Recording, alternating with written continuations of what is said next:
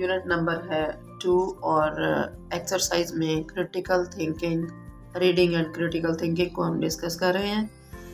D activity है read the following statements and identify whether each is a fact और an opinion. Fact और opinion के बारे में हम जानेंगे। याद रखिएगा, फैक्ट के लिए एविडेंस ज़रूरी होता है और ये पर्सन टू पर्सन वेरी नहीं करता। हाँ, ओपिनियन जो है ये पर्सन टू पर्सन वेरी करती है और इसके लिए कोई एविडेंशियल प्रूफ नहीं होता। The very first one is patriotism is a commendable quality. ये एक फैक्ट नहीं है क्योंकि कोई भी एविडेंशियल प्रूफ हमारे पास नहीं है। हाँ, एक ओपिनियन ज़रूर है कि पैट्रियोटिज्म एक काबिल तारीफ खसूसियत है। मैनी सोल्जर्स वर अवॉर्डेड निशान हैदर फॉर देयर ब्रेवरी। हाँ, यहाँ पर हमें एविडेंस मिल सकता है कि ब्रेवरी की वजह से बहुत से सोल्जर्स को निशान हैदर दिया गया। इसका प्रूफ मौजूद है, एविडेंस मौजूद है। So this is a fact. Next activity is read the following sentences and identify whether each is a generalized statement or an evidence-based information। तो generalized statement तो वो होगी जिसके लिए कोई ख़ास यूँ कह लें कि एविडेंस नहीं होगा, ठीक है। और एविडेंस बेस्ड इंफॉर्मेशन के लिए एविडेंस तो बहरहाल होगा। हम इसे देख लेते हैं स्टेटमेंट से। Many soldiers showed great bravery during the wars of 1965 and 1971। A option is generalized statement और evidence based information। यहाँ देखें पर्टिकुलर इवेंट्स का जिक्र है, वो है 1965 की वॉर और 1971 की war. So this is evidence based information। Number 2 is Major Tufail Muhammad was awarded निशान Haider for his bravery in the 1965 war। ठीक है, 1965 वॉर ये तज़किरा आ गया, एक स्पेशल इवेंट है। तो इसमें आप ये देखेंगे ए ऑप्शन जनरलाइज स्टेटमेंट बहरहाल नहीं होगा। B option is correct, that is evidence based information. Next we are having F activity, that is read paragraph 2 of the unit carefully and answer the following questions. Questions की तरफ हम बाद में जाएंगे, पहले हम देखेंगे पैराग्राफ नंबर 2 ताकि हम थोड़ा सा रिकॉल कर सकें कि पैराग्राफ नंबर 2 में क्या दिया गया था या किस चीज़ के बारे में बात हुई थी। यूनिट नंबर 2 का सेकंड पैराग्राफ हम देखेंगे पहले।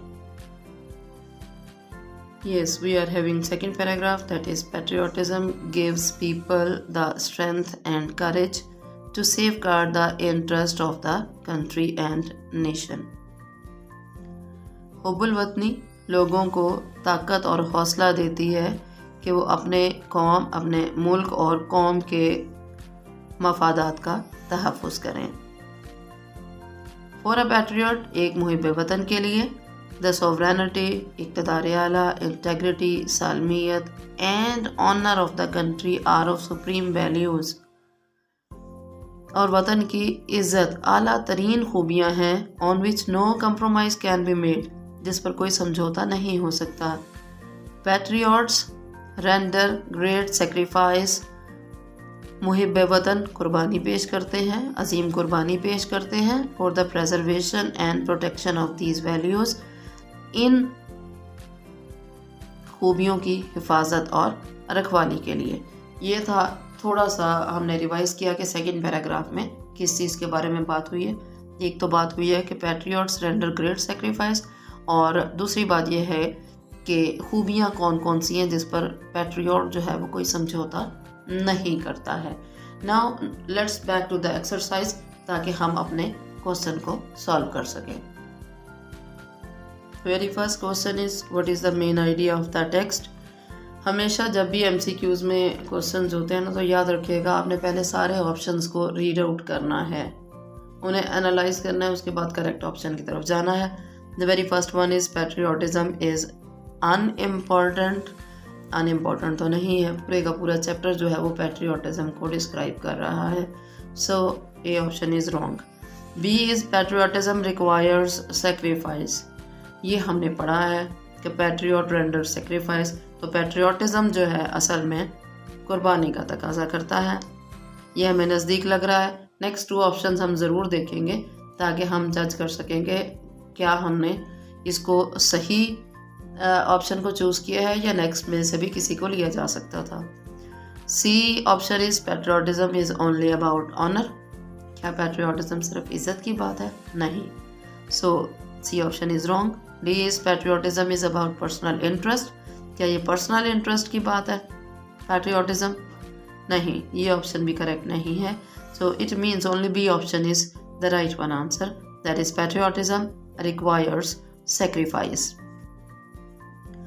Second question related to second paragraph is identify 2 values that are of supreme importance to a patriot according to the text. Second paragraph में हमने कौन कौन सी वैल्यूज ऐसी पढ़ी थी जो कि एक पैट्रियट के लिए बहुत इम्पोर्टेंट थी और उन पर वो समझौता नहीं करता था। हमने 3 वैल्यूज के बारे में पढ़ा था, ठीक है। उनमें से कोई सी भी 2 आप यहाँ पर लिख सकते हैं। क्या क्या था? एक था सोवरेनिटी, सेकंड था इंटेग्रिटी एंड थर्ड था ऑनर ऑफ द कंट्री। इन तीनों में से आप किसी भी 2 को यहाँ पर लिख सकते हैं। And we have chosen sovereignty and integrity. Honour of the country भी आप लिख सकते हैं। इन तीनों में से कोई सी 2 आपने लिखनी है। तो ए और बी पर हमने 2 आंसर जो है वो लिख दिए हैं। Third question is what do patriots do to preserve and protect these values. और इन वैल्यूज़ को प्रोटेक्ट करने के लिए पैट्रियट क्या करते हैं, इसका हम आंसर देखते हैं कि आंसर क्या है। And we have written the answer. A is they render sacrifices. वो सेक्रीफाइसेस पेश करते हैं, कुर्बानी पेश करते हैं। They remain loyal and devoted. वो अपने वतन के साथ वफादार रहते हैं, अपने वतन के लिए सब कुछ करने को तैयार रहते हैं। Number 4 related to second paragraph is question number 4 क्या है? Do you think the text presents a strong argument for the importance of patriotism. क्या आप समझते हैं कि जो टेक्स्ट है वो पैट्रियोटिज्म की इम्पोर्टेंस के लिए एक स्ट्रॉन्ग आर्ग्यूमेंट देता है, बड़ा मजबूत किस्म की दलील देता है? वाई और वाई नॉट? अगर आप एग्री करते हैं तो भी 2 आंसर लिखेंगे, 2 रीजंस लिखेंगे। अगर आप एग्री नहीं करते हैं तो भी 2 रीजंस लिखेंगे। तो आप क्या करेंगे? डू की जगह पर लिखेंगे आप यस, यस। यू थिंक की जगह I think. Yes, I think the text presents a strong argument for the importance of patriotism. अब इसकी फेवर में हमने 2 ऑप्शंस लिखने हैं, 2 आंसर्स लिखने हैं। First is patriotism unites people.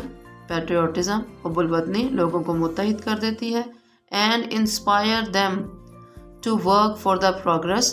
कि वो अपने वतन और लोगों को मुतासिर करती है कि अपने वतन की तरक्की के लिए काम करें। And defence of their country, और अपने वतन की हिफाजत के लिए काम करें।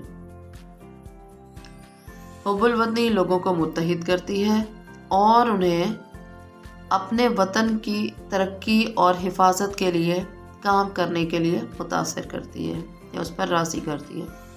जो सेकेंड आर्ग्यूमेंट है वो क्या है? It brings respect to the nation in the comity of nations. ये किसी भी कौम को कौमों की मजलिस में बाइज्जत बावकार मकाम दिलवाती है। वीडियो अच्छी लगी हो, आपने कोई बेनिफिट उठाया हो, इससे कोई आपके लिए आसानी पैदा हुई हो, तो वीडियो को लाइक करें, शेयर करें, कमेंट करें, बेल आइकन को दबाना मत भूलिएगा ताकि इस किस्म की अच्छी इन्फॉर्मेटिव वीडियोज़ आप लोगों तक पहुंचती रहें।